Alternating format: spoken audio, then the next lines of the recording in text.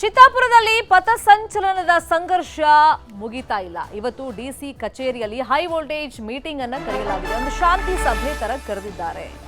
Court ಸೂಚನೆಯಂತೆ ಶಾಂತಿ ಸಭೆಯನ್ನ DC ಕೈಗೊಳ್ತಾರೆ. ಜಿಲ್ಲಾಡಳಿತಕ್ಕೊಂದು ಜವಾಬ್ದಾರಿಯನ್ನ ಕೋರ್ಟ್ ಕೊಟ್ಟಿತ್ತು. ಯಾರೆಲ್ಲ ಅರ್ಜಿ ಹಾಕ್ತಾರೆ ಮಾನದಂಡವನ್ನ ಫಸ್ಟ್ ನೀವು ನೋಡಿ, ಅದಾದ್ಮೇಲೆ ಅಕಸ್ಮಾತ್ ಒಂದಕ್ಕೂ ಹೆಚ್ಚು ಸಂಘಟನೆಗಳು ಅನುಮತಿಯನ್ನ ಕೇಳಿದ್ರೆ ಅವರಿಗೊಂದು ಟೈಮ್ ಫಿಕ್ಸ್ ಮಾಡಿ, ಒಂದೇ ದಿನಾಂಕದಂತ ಕೇಳಿದ್ರೆ, ಇಲ್ಲಾಂದ್ರೆ ಅದು ನಿಮ್ಮ ವಿವೇಚನೆಗೆ ಬಿಟ್ಟಿದ್ದು. ಭದ್ರತೆ ಜೊತೆಗೆ ಯಾವಾಗ ಅವರಿಗೆ ಅವಕಾಶವನ್ನ ಕೊಡಬೇಕು ರ್ಯಾಲಿಗೆ ನೀವು ಡಿಸೈಡ್ ಮಾಡಿ ಅಂತ. ಅದರಂತೆ RSS ಅವರು ಅವಕಾಶ ಕೇಳದ ಮೇಲೆ RSS ಸೇರಿದಂತೆ 11 ಸಂಘಟನೆಗಳು ಸದ್ಯಕ್ಕೆ ಜಿಲ್ಲಾಡಳಿತಕ್ಕೆ ಮನವಿಯನ್ನ ಮಾಡಿಕೊಂಡಿವೆ.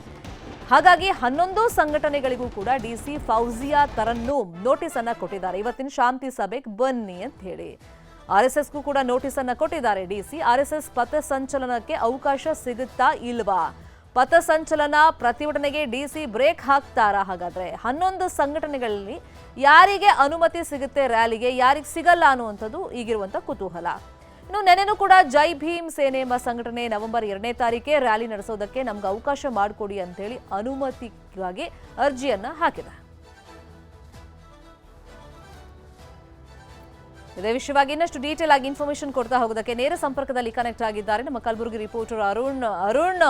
ಇವಾಗಿರುವಂತ ಕುತೂಹಲ, ಇವತ್ತು ಡಿಸಿ ಯಾವ ನಿರ್ಧಾರವನ್ನ ಕೈಗೊಳ್ತಾರೆ? ಇವಾಗ 11 ಸಂಘಟನೆಗಳು ಅರ್ಜಿಯನ್ನ ಹಾಕೊಂಡಿವೆ. ಅದರಲ್ಲಿ ಯಾರಿಗೆ ಪರ್ಮಿಷನ್ ಸಿಗುತ್ತೆ ಇಲ್ಲ, ಮತ್ತೆ ಬೇರೆಯವ್ರಿಗೆ ಸಿಕ್ಕಿದ್ರೆ ನಾವು ಕೂಡ ಒಂಥರ ಪ್ರತಿಭಟನೆ ಮಾಡ್ತೀವಿ, ಹೋರಾಟ ಮಾಡ್ತೀವಿ ಅಂತ ಎಚ್ಚರಿಕೆಗಳನ್ನ ಕೊಟ್ಟಿರೋದ್ರಿಂದ ಜಿಲ್ಲಾಡಳಿತಕ್ಕೆ ಇದು ಯಾವ ತರ ಬಿಸಿ ತುಪ್ಪ? ಹೌದು ಶರ್ಮಿತಾ, ಏನಂತಂದರೆ ಈಗ ಚಿತ್ತಾಪುರ್ನಲ್ಲಿ RSS ಪಥಸಂಚಲನ ಈಗ ಎಂಟೈರ್ ರಾಜ್ಯಾದ್ಯಂತ ಈಗ ಸದ್ದು ಮಾಡ್ತಾ ಇರುವಂಥದ್ದು. RSS ಪಥಸಂಚಲನಕ್ಕೆ 2ನೇ ತಾರೀಕು ನವೆಂಬರ್ 2ನೇ ತಾರೀಕು ನಮಗೆ ಅವಕಾಶ ಕೋರಿ ಅವರನ್ನು RSSನ ಅರ್ಜಿ ಸಲ್ಲಿಸಿದ್ರು.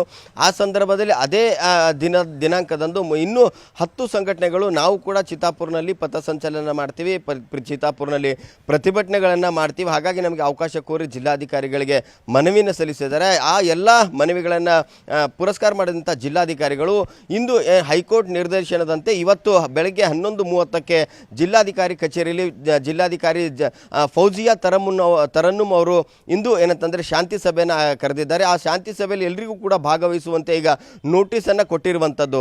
ಇಂದು ಎಲ್ರಿಗೂ ಕೂಡ ಅವರ ಯಾವ ದಿನಾಂಕದಿಂದ ಅವರು ಕನ್ವಿಂಟ್ ಆಗುತ್ತೆ, ಹಾಗಾಗಿ ಎಲ್ಲರನ್ನ ಕರೆದು ಒಂದು ಶಾಂತಿ ಸಭೆಯನ್ನು ಮಾಡಿ ಒಂದು ಅವ್ರ ಜೊತೆ ಸಭೆ ಮಾಡೋಕ್ಕೆ ಹೈಕೋರ್ಟನ್ನು ಸೂಚನೆ ನೀಡಿತು. ಆ ಹಿನ್ನೆಲೆಯಲ್ಲಿ ಇಂದು ಆ ಸಭೆಯನ್ನು ನಡೆಯಲಿದೆ. ಈ ಸಭೆ ಕುತೂಹಲ ಮೂಡಿಸಿದೆ ಏನಂತಂದರೆ ಏನು ಎಲ್ಲ ಸಂಘಟನೆಗಳು ಜಿಲ್ಲಾಧಿಕಾರಿಗೆ ಮನವಿಯನ್ನು ಸಲ್ಲಿಸಿದರೆ RSS ಮಾತ್ರ ಹೈಕೋರ್ಟ್ ಮೆಟ್ಟಿಲೇರಿರುವಂಥದ್ದು. ಹಾಗಾಗಿ ಹೈಕೋರ್ಟ್ ನಿರ್ದೇಶನದಂತೆ ಇವತ್ತು ಏನಂತಂದರೆ ಜಿಲ್ಲಾಧಿಕಾರಿಗಳು RSSಗೆ ಏನು ಪಥಸಂಚಲನ ಪರವಾನಗಿ ಕೊಡುವಂಥ ಸಾಧ್ಯತೆ ಹೆಚ್ಚಾಗಿರುವಂಥದ್ದು. ಯಾಕಂತಂದರೆ ಹೈಕೋರ್ಟ್ ಏನಂತಂದರೆ ಇವರು ಎಲ್ಲರಿಗಿಂತ ಮುಂಚೆ ನಮಗೆ ಅವಕಾಶ ಕೋರಿ ಅರ್ಜಿಯನ್ನು ಏನು ಹೈಕೋರ್ಟ್ಗೆ ಅರ್ಜಿ ಸಲ್ಲಿಸಿದರೆ, ಹಾಗಾಗಿ ಎಲ್ಲರನ್ನ ಶಾಂತಿ ಸಭೆಯನ್ನು ಮಾಡಿ ಒಂದೊಂದು ದಿನಾಂಕದಂದು ಒಂದೊಂದು ಸಮಯದಂದು ಆ ಒಂದು ಸಮಯ ಮತ್ತು ದಿನಾಂಕವನ್ನು ನಿಗದಿ ಮಾಡಿ ಜಿಲ್ಲಾಧಿಕಾರಿ ಎಲ್ಲರನ್ನ ಕೂರಿಸಿ ಶಾಂತಿಯುತವಾಗಿ ಪ್ರತಿಭಟನೆ ಮಾಡಲು ಎಲ್ರಿಗೂ ಅವಕಾಶ ಇದೆ. ಶಾಂತಿಯುತವಾಗಿ ಪ್ರತಿಭಟನೆಗಳನ್ನು ಮಾಡೋದಕ್ಕೆ ಈಗ ಎಲ್ಲರನ್ನ ಕನ್ವಿನ್ಸ್ ಮಾಡಲು ಈಗ ಜಿಲ್ಲಾಧಿಕಾರಿ ಮುಂದಾಗಿರುವಂಥದ್ದು. ಆದರೆ ಯಾವತ್ತೂ RSSನವರು ಪಥಸಂಚಲನ ಮಾಡೋಕ್ಕೆ ಮುಂದಾಗ್ತಾರೆ. ಆ ದಿನದಂದೇ ಮತ್ತೆ ನಾವು ಅದಕ್ಕೆ ಪ್ರತಿಭಟನೆಯನ್ನು ಮಾಡ್ತೀವಿ, ಅಲ್ಲಿ ನಾವು ಪಥಸಂಚಲನ ಮಾಡ್ತೀವಿ, ರೈತ ಸಂಘಟನೆಗಳು ಬಾರ್ಕೋಲ್ ಚಳುವಳಿಯನ್ನು ಮಾಡ್ತೀವಿ ಅಂತ ಹೇಳ್ತಾ ಇದ್ದಾರೆ. ಅಲ್ಲದೆ ಈಗ ನಿನ್ನೆ ಹೊಸದಾಗಿ ಏನಂತಂದರೆ ಆ ಕೋಳಿ ಸಮಾಜದಿಂದ ಕೂಡ ನಮಗೆ ST ಸೇರಿಸ್ತೀವಿ ಅಂತ ಹೇಳಿದರು. ರಾಜ್ಯ ಸರ್ಕಾರ ಕೇಂದ್ರಕ್ಕೆ ಪ್ರಸ್ತಾವನೆಯನ್ನು ಸಲ್ಲಿಸಿ ನಮಗೆ ಏನಂತಂದರೆ ಕೋಳಿ ಸಮಾಜಕ್ಕೆ ST ಸರ್ಟಿಫಿಕೇಟನ್ನು STಗೆ ಸೇರಿಸ್ಬೇಕಂತೇಳಿ ನಾವು ಬೃಹತ್ ಪ್ರತಿಭಟನೆಯನ್ನು 2ನೇ ತಾರೀಕು ನಾವು ಚಿತ್ತಾಪುರ್ನಲ್ಲಿ ಮಾಡ್ತೀವಿ ಅಂತೇಳಿ ಅವರು ಕೂಡ ಈಗ ಜಿಲ್ಲಾಧಿಕಾರಿಗೆ ಮನವಿಯನ್ನು ಸಲ್ಲಿಸಿದ್ದಾರೆ. ದಿನದಿಂದ ದಿನಕ್ಕೆ ಏನಂತಂದರೆ ಈ ಪಥಸಂಚಲನ ದಿನಾಂಕ ಸಮೀಪ ಆಗ್ತಿದ್ದಂತೆ ಮತ್ತಷ್ಟು ಸಂಘಟನೆಗಳು ನಮಗೆ ಅಲ್ಲಿ ಏನಂತಂದರೆ ಪ್ರತಿಭಟನೆ ಮಾಡಲು ಮತ್ತು ಪಥಸಂಚಲನ ಮಾಡಲು ಅವಕಾಶ ಕೋರಿ ದಿನಕ್ಕೊಂದು ಸಂಘಟನೆಗಳೀಗ ಏನೋ ಜಿಲ್ಲಾಧಿಕಾರಿಗೆ ಮನವಿಯನ್ನು ಸಲ್ಲಿಸಿದ್ರೆ. ಹೀಗಾಗಿ ಜಿಲ್ಲಾಧಿಕಾರಿಗೆ ಒಂದು ಕಡೆ ಎಲ್ಲ ಸಂಘಟನೆಗಳನ್ನು ಒಂದೇ ದಿನಾಂಕದಿಂದ ಏನು ಪಥಸಂಚಲನಕ್ಕೆ ಮತ್ತು ಪ್ರತಿಭಟನೆಗೆ ಅವಕಾಶನ ಕೇಳ್ತಾರೆ. ಹೀಗಾಗಿ ಜಿಲ್ಲಾಧಿಕಾರಿಗೆ ಅದು ಈಗ ತಲೆನೋವಾಗಿರುವಂಥದ್ದು.